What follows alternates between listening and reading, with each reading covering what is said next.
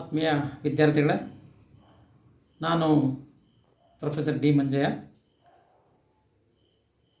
ನಿಮಗೆ ಆತ್ಮೀಯವಾದ ಸ್ವಾಗತವನ್ನು ಕೋರ್ತೀನಿ. ಸೆಕೆಂಡ್ BCom 4th ಸೆಮ್ನಲ್ಲಿ ನಾನು ಯಾವುದೇ ಕ್ಲಾಸಸ್ಸನ್ನು ನಿಮಗೆ ತೊಗೊಂಡಿರಲಿಲ್ಲ. ಈಗ 5th ಸೆಮ್ ಬಂದಿರೋದ್ರಿಂದ ನೀವು ಈ 5th ಸೆಮ್ಮಲ್ಲಿ ನಾನು ನಿಮಗೆ ಇನ್ಕಮ್ ಟ್ಯಾಕ್ಸ್ ಟಾಪಿಕನ್ನು ತೊಗೊತೀನಿ.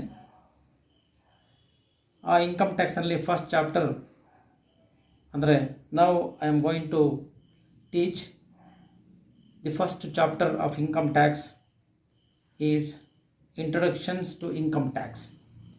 ಇದರಲ್ಲಿ ಇವತ್ತು ನಾನು ಒಂದು ಸ್ವಲ್ಪ ನಿಮಗೆ ಎಕ್ಸ್ಪ್ಲನೇಷನ್ ಮಾಡ್ತೀನಿ.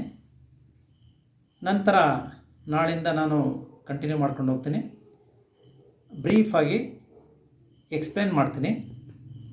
ಆಮೇಲೆ ಇಮೇಜಸನ್ನು ವಾಟ್ಸಪ್ಪಲ್ಲಿ ನಿಮಗೆ ಕಳಿಸ್ಕೊಡ್ತೀನಿ. ಆ ಲಿಂಕಲ್ಲಿ ನೋಡ್ಕೊಳ್ಳಿ. ಥಿಯರಿ ಟಾಪಿಕ್ ನಿಮ್ಮಲ್ಲಿ ನಮ್ಮ ಈ ಸಿಲೆಬಸ್ ಪ್ರಕಾರ 2 ಚಾಪ್ಟ್ರು ಥಿಯರಿ ಇದೆ. ಟೋಟಲ್ 5 ಚಾಪ್ಟರ್ಸ್ ಇದೆ. ಆ 5 ಚಾಪ್ಟರ್ಸಲ್ಲಿ ಫಸ್ಟ್ 2 ಚಾಪ್ಟರ್ಸು ಥಿಯರಿ ಇದೆ. 3ನೇ ಚಾಪ್ಟ್ರು, 4ನೇ ಚಾಪ್ಟ್ರು, 5ನೇ ಚಾಪ್ಟರ್ ಪ್ರಾಕ್ಟಿಕಲ್ಸ್ ಇದೆ. ಈ ಫಸ್ಟ್ 2 ಚಾಪ್ಟರ್ಸಲ್ಲಿ ನಾನು ಬ್ರೀಫಾಗಿ ಎಕ್ಸ್ಪ್ಲೇನ್ ಮಾಡಿಬಿಡ್ತೀನಿ. ಆ ನಂತರ ನಿಮಗೆ ನೋಟ್ಸನ್ನು ನಾನು ವಾಟ್ಸಪ್ಪಲ್ಲಿ ಇಮೇಜಸ್ ಕಳಿಸ್ಕೊಡ್ತೀನಿ. ಈಗ ಇವತ್ತು ಫಸ್ಟ್ ಡೇ ಆದ್ದರಿಂದ ಸ್ವಲ್ಪ ಎಕ್ಸ್ಪ್ಲನೇಷನ್ ಮಾಡ್ತೀನಿ. ಆಮೇಲೆ ಇನ್ಫಾರ್ಮೇಷನ್ಸನ್ನು ನಾನು ವಾಟ್ಸಪ್ಪಲ್ಲಿ ಕಳಿಸೋ ಕೆಲಸ ಮಾಡ್ತೀನಿ. The first chapter in income tax topic is introductions to income tax. So under first chapter, meaning of income tax. Meaning of income tax means ಈ ಮೀನಿಂಗನ್ನು ನಾವು 2 ರೀತಿಯಲ್ಲಿ ನೋಡ್ತೀವಿ. First one in the general sense, second one in the legal sense. In the general sense, income tax means tax on income. That is the simple meaning of income tax. That is, tax on income is called as income tax. Okay. Next, in the legal sense, income tax means it is a direct tax or it is an annual tax levied on every person income earned in the previous year exceeding the specified limit.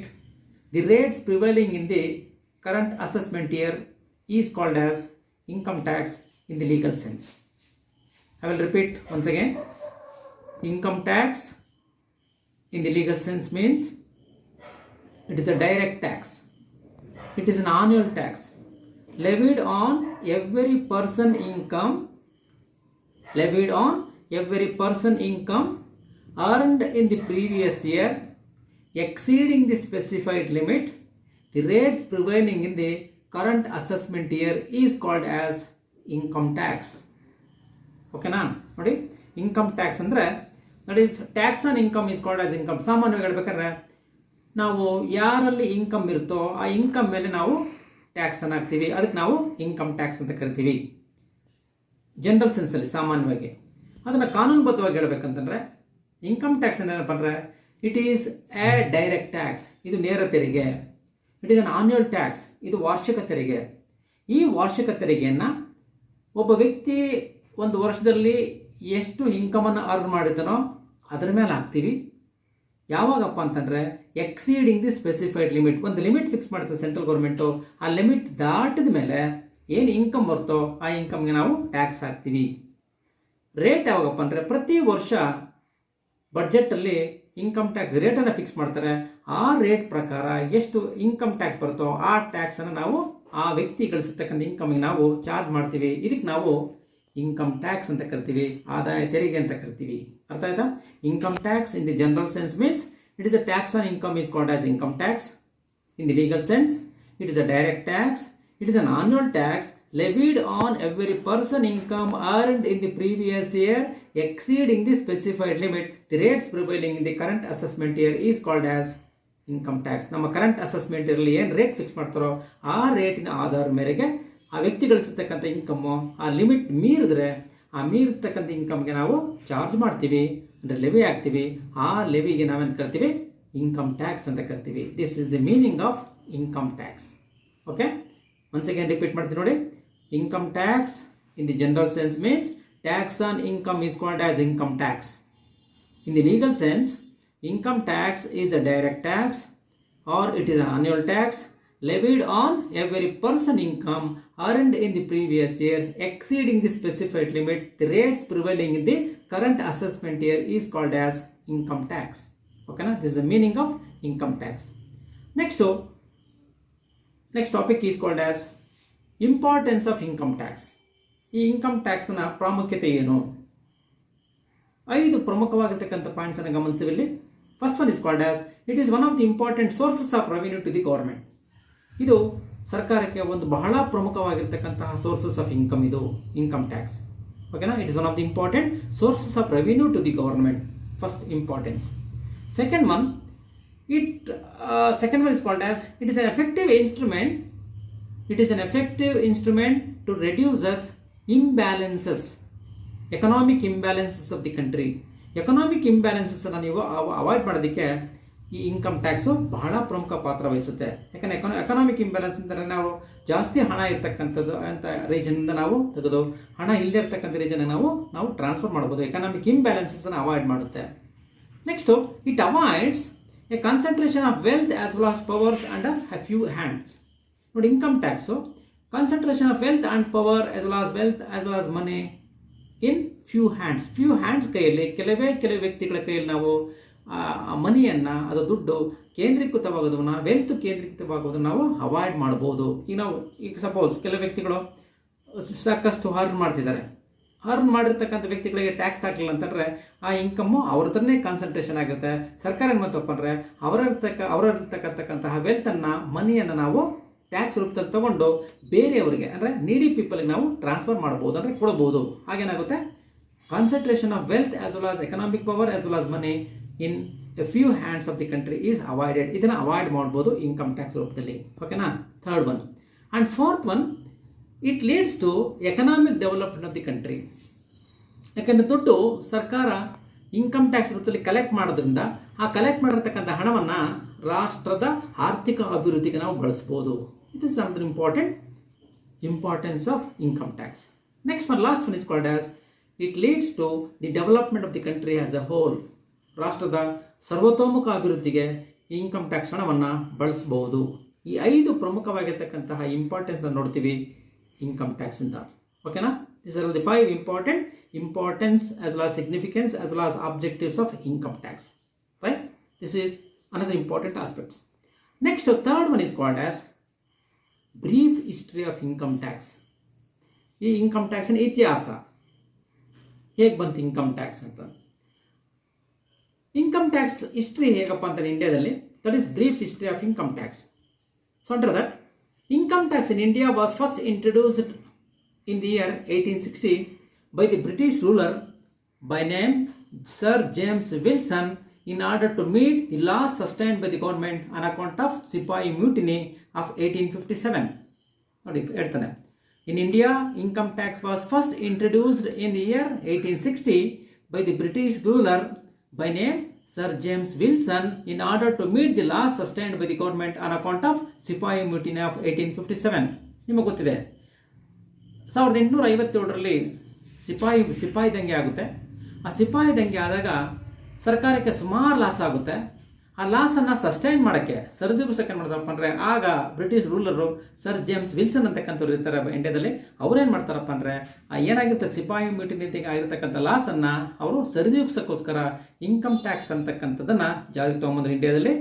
ಯಾವಾಗಪ್ಪ ಅಂದರೆ in the year 1860, 1860ರಲ್ಲಿ income ಟ್ಯಾಕ್ಸನ್ನು ಜಾರಿಗೆ ತೊಗೊಂಬಂದರು ಇಂಡಿಯಾದಲ್ಲಿ. After 1860 there are plenty of amendments takes place. Income Tax Act of 1886 ಬಂತು, then Income Tax Act of 1917 ಬಂತು, 1918 ಬಂತು, 1922 ಬಂತು. after India got independence, the Republic or democratic nation of a country passed an income tax in the year 1961. That income tax act came into force on 1st April 1962. That income tax act of 1961 is still in force in India. In India, income tax is collected by the central government. That the process of collection of income tax as administered as well as supervised by the separate board. That board is called as Central Board of Direct Tax. That is called as CBDT. Okay, this is a brief history of income tax. Andre a brief history of income tax ಅನ್ನು ಇನ್ನೊಮ್ಮೆ repeat ಮಾಡ್ತೀನಿ ನೋಡಿ. ಇಂಡಿಯಾದಲ್ಲಿ income tax ಅನ್ನ ಜಾರಿ ತಗೊಂಬಂದಿರತಕ್ಕಂಥ ವರ್ಷ 1860ರಲ್ಲಿ. ಯಾರಪ್ಪ ಅಂದರೆ British ruler sir James Wilson ಅಂತಕ್ಕಂಥವ್ರು ಈ ಇನ್ಕಮ್ ಟ್ಯಾಕ್ಸ್ ಅನ್ನು ಜಾರಿ ತಗೊಂಬರ್ತಾರೆ. ಯಾಕಪ್ಪ ಅಂತಂದರೆ 1857ರಲ್ಲಿ ಸಿಪಾಯಿ ದಂಗೆ ಆಗುತ್ತೆ. ಆ ಸಿಪಾಯಿ ದಂಗೆ ಆದಾಗ ಸುಮಾರು ಸರ್ಕಾರಕ್ಕೆ ಲಾಸ್ ಆಗುತ್ತೆ. ಆ ಲಾಸನ್ನು ಸಸ್ಟೈನ್ ಮಾಡೋಕ್ಕೋಸ್ಕರ ಸರಿದೂಗಿಸೋಕ್ಕೋಸ್ಕರ ಇನ್ಕಮ್ ಟ್ಯಾಕ್ಸನ್ನು ಜಾರಿ ತೊಗೊಂಬರ್ತಾರೆ ಇಂಡಿಯಾದಲ್ಲಿ. 1850ರಲ್ಲಿ ಜಾರಿ ತೊಗೊಂಬಂದ ಇನ್ಕಮ್ ಟ್ಯಾಕ್ಸ್ ನಂತರ 1886ರಲ್ಲಿ ಹೊಸ ಇನ್ಕಮ್ ಟ್ಯಾಕ್ಸ್ ಆಕ್ಟ್ ಬರುತ್ತೆ. ನಂತರ 1917ರಲ್ಲಿ ಇನ್ಕಮ್ ಟ್ಯಾಕ್ಸ್ ಆಕ್ಟ್ ಮಾಡ್ತಾರೆ. ನಂತರ 1918ರಲ್ಲಿ ಇನ್ಕಮ್ ಟ್ಯಾಕ್ಸ್ ಆಕ್ಟ್ ತೊಗೊತಾರೆ. ನೆಕ್ಸ್ಟು 1922ರಲ್ಲಿ ಇನ್ಕಮ್ ಟ್ಯಾಕ್ಸ್ ಆಕ್ಟನ್ನು ಜಾರಿ ತೊಗೊಂಬರ್ತಾರೆ. ನಂತರ ಇಂಡಿಯಾ ಇಂಡಿಪೆಂಡೆನ್ಸ್ ಆದಮೇಲೆ 1961ರಲ್ಲಿ ಇನ್ಕಮ್ ಟ್ಯಾಕ್ಸ್ ಆಕ್ಟನ್ನು ಜಾರಿ ತೊಗೊಂಬರ್ತಾರೆ. ಅದು ಏಪ್ರಿಲ್ 1, 1962ನಲ್ಲಿ ಎಫೆಕ್ಟಿವ್ ಬರ್ತದೆ. ಈ ಇನ್ಕಮ್ ಟ್ಯಾಕ್ಸ್ ಆಕ್ಟು ಈಗೂ ಸಹ ಸ್ಟಿಲ್ ಇನ್ ಫೋರ್ಸ್. ಈಗೂ ಸಹ ನಾವು ಇನ್ಕಮ್ ಟ್ಯಾಕ್ಸ್ ಆಕ್ಟ್ ಆಫ್ 1961 ನಾವು ಅನುಸರಿಸ್ತಾ ಇದ್ದೀವಿ. ಇಂಡಿಯಾದಲ್ಲಿ ಇನ್ಕಮ್ ಟ್ಯಾಕ್ಸನ್ನು ಕಲೆಕ್ಟ್ ಮಾಡ್ತಕ್ಕಂಥ ಸೆಂಟ್ರಲ್ ಗೌರ್ಮೆಂಟ್ ಆದರೂ ಸಹ ಅದರ ಎಲ್ಲ ಸೂಪರ್ವಿಷನ್ನು ಒಂದು ಸಪ್ರೇಟ್ ಬೋರ್ಡ್ ನೋಡ್ಕೊಳುತ್ತೆ. ಆ ಬೋರ್ಡ್ಗೆ ನಾವು central board of direct tax ಅಂತ ಕರಿತೀವಿ. ಓಕೆನಾ? This is A brief history of income tax. Once again repeat ಮಾಡ್ತೀನಿ ನೋಡಿ. Brief history of income tax. In India, income tax was first introduced in the year 1860 by the British ruler by name Sir James Wilson in order to meet the loss sustained by the government on account of Sepoy Mutiny of 1857. So after 1860, first income tax act was passed in the year 1886, then 1917, 1918 and 1922, and after India got independence, the Republic as well as democratic nation of a country passed first income tax act in the year 1961, came into force on 1/4/1962. That income tax act of 1961 is still in force in India.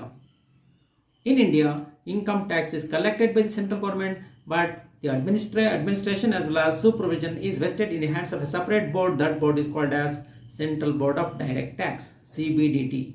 Okay, this is a brief history of income tax. Okay, this is the first class. Tomorrow I will take another topic. Okay.